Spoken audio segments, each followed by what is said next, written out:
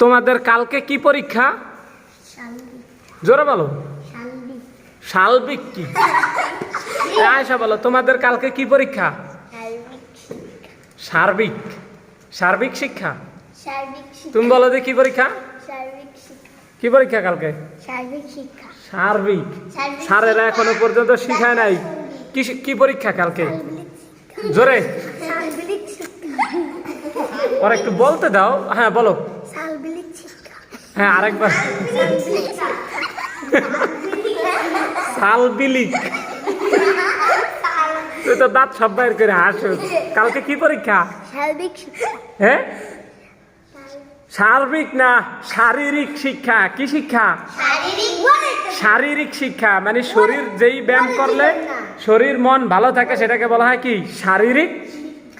শারীরিক শিক্ষা মনে থাকবে। কি পরীক্ষা তোর? শারীরিক শিক্ষা।